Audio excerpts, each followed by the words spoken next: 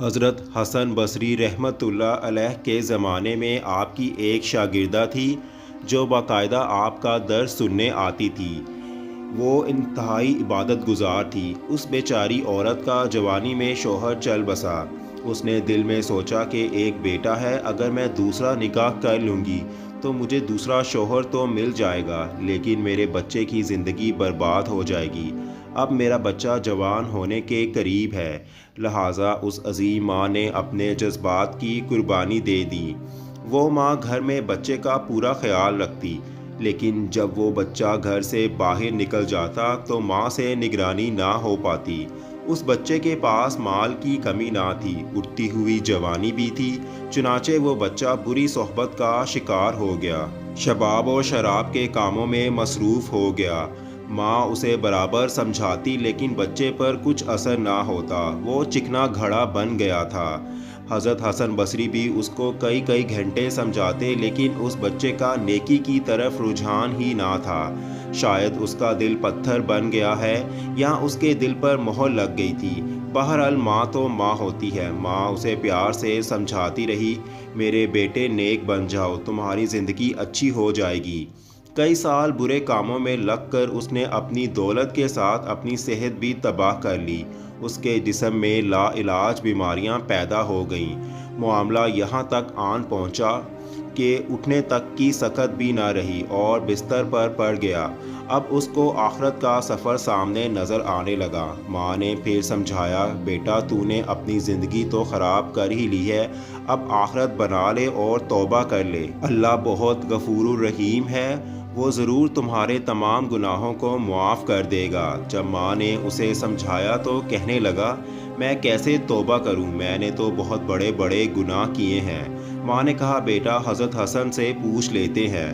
بیٹے نے کہا، اگر میں فوت ہو جاؤں تو میرا جنازہ حضرت حسن بصری رحمۃ اللہ علیہ پڑھائیں۔ ماں حضرت حسن بصری رحمۃ اللہ علیہ کے پاس گئی۔ آپ کھانے سے فارغ ہوئے تھے اور تھکے ہوئے تھے اور درس بھی دینا تھا، اس لیے کہ لولے کے لیے لیٹنا چاہتے تھے۔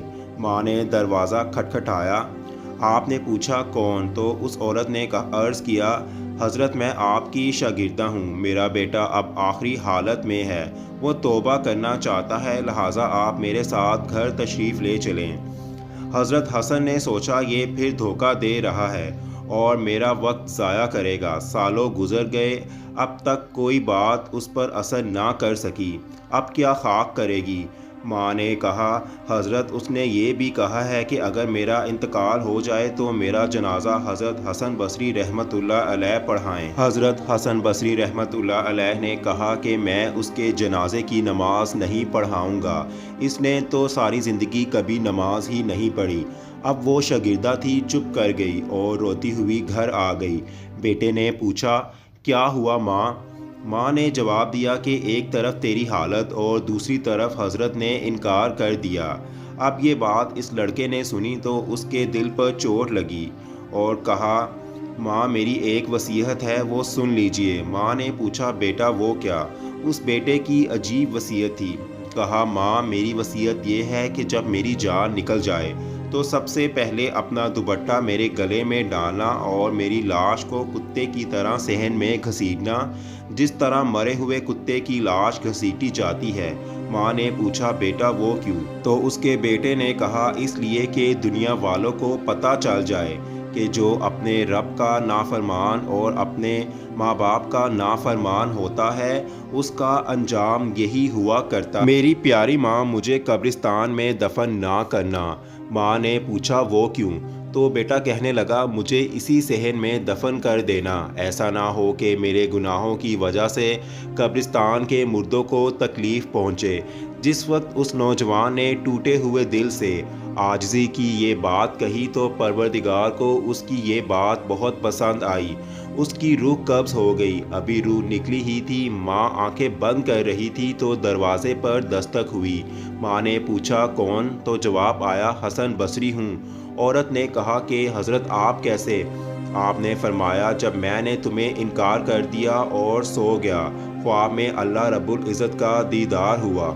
پروردگار نے فرمایا، حسن بصری تو میرا کیسا ولی ہے کہ میرے ایک ولی کا جنازہ پڑھانے سے انکار کرتا ہے۔